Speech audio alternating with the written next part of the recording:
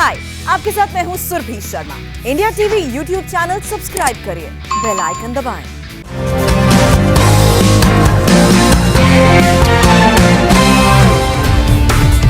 लखनऊ विधानसभा के सामने मिट्टी का तेल छिड़ककर आत्महत्या की कोशिश। मौके पर मौजूद पुलिस ने नरेंद्र मिश्रा नाम के शख्स को रोका।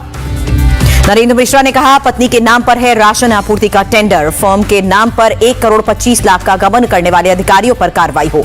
नोएडा फेज 3 में शराब तस्कर के कब्जे से 20 लीटर कच्ची शराब बरामद की गई। यूरिया और पीले रंग का पाउडर भी जब्त हुआ। आगरा में जहरीली शराब का कहर। जहरीली शराब पीने से 3 लोगों की मौत हुई। एक शख्स गंभीर हालत में अस्पताल में भर्ती। जहरीली शराब से मौत में हड़कंप मचा। एसडीएम फतेहाबाद ने जहरीली शराब से मौत की वजह को खारिज किया। कहा, डॉक्टर ने बीमारी की वजह से मौत बताई।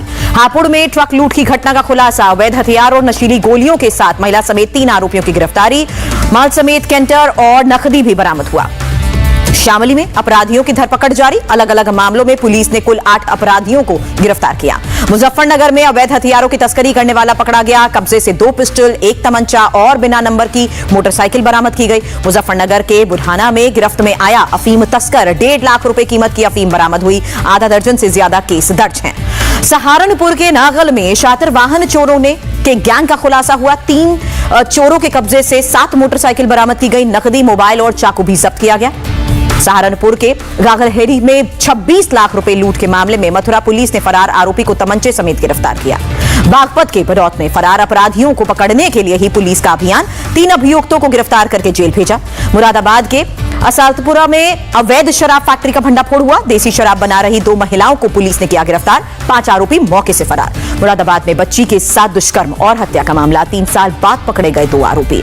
एसपी सिटी के मुताबिक आरोपियों ने कबूल किया है अपना जुर्म। बच्ची के साथ दुष्कर्म के बाद हत्या की बात कबूली। 6 सितंबर 2018 को एक बच्ची का शव बरामद हुआ था। बरेली के अलीगंज में एक युवक की हत्या। पुलिस ने आरोपी विनोद को गिरफ्तार किया। हत्या में शामिल तमंचा भी बरामद हुआ।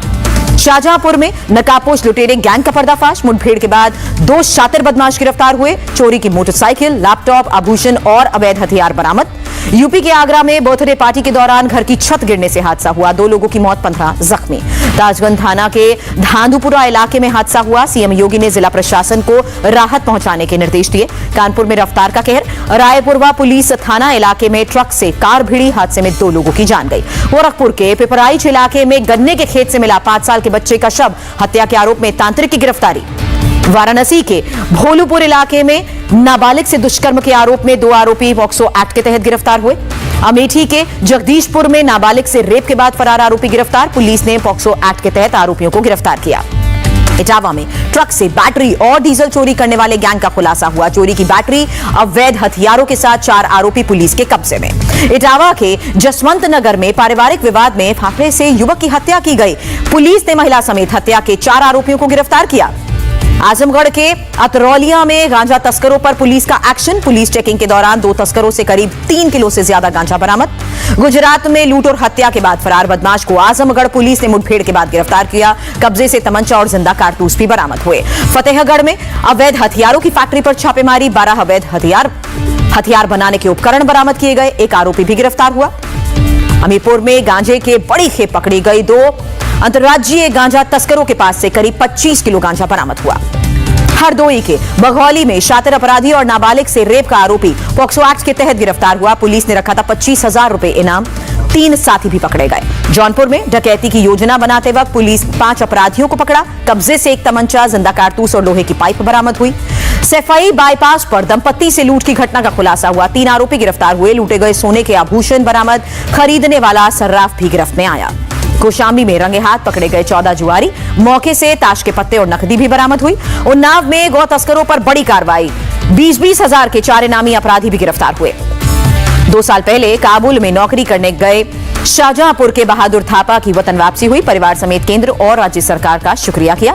कोरोना की तीसरी लहर की दस्तक से पहले एक्शन में योगी सरकार। टीम 9 के साथ बैठक में अस्पतालों में तैयारियों की समीक्षा। इलाहाबाद हाईकोर्ट की लखनऊ बेंच का फैसला। पुलिस फोर्स में दाढ़ी रखना संवैधानिक अधिकार नहीं। अयोध्या के खंडासा थाने में तैनात एक सिपाही की याचिका खारिज। यूपी के डीजीपी ने दाढ़ी न रखने का सर्कुलर जारी किया। आदेश नहीं मानने पर सिपाही को निलंबित कर चार्जशीट की थी। सिपाही ने फैसले को चुनौती दी थी। यूपी के स्कूलों में 6ठी से 8वीं तक के स्कूल खुले, 2 शिफ्ट में 50% क्षमता के साथ कक्षाएं चलेंगी। स्कूलों को कोरोना गाइडलाइंस का करना होगा पालन। 9वीं से 12वीं तक की कक्षा पहले ही शुरू हो चुकी हैं। यूपी में थमी कोरोना की रफ्तार, पिछले 24 घंटे में 7 पॉजिटिव केसेस आए। यूपी में 6 करोड़ 42 लाख से ज्यादा टीके लगे, 5 करोड़ 40 लाख से ज्यादा को पहला टीका लगा, 1 करोड़ 2 लाख से ज्यादा को दूसरी डोज।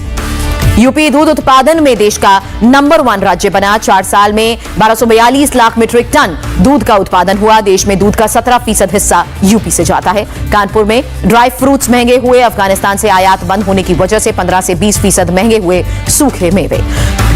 मुरादाबाद में सर्राफा व्यापारियों का प्रदर्शन। सोने की ज्वेलरी पर हॉलमार्किंग के नियमों से परेशान है ज्वेलर्स। यूनिक आईडी के नियमों से कारोबार में दिक्कत हो रही है।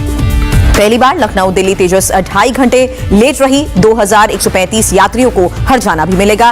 भारी बारिश के बाद नई दिल्ली रेलवे स्टेशन पर सिग्नल फेल होने से लेट हुई। अगले 24 घंटे के दौरान पूर्वी और पश्चिमी यूपी के कई जिलों में बारिश के आसार। बारिश का सिलसिला 26 अगस्त तक जारी रहने का अनुमान।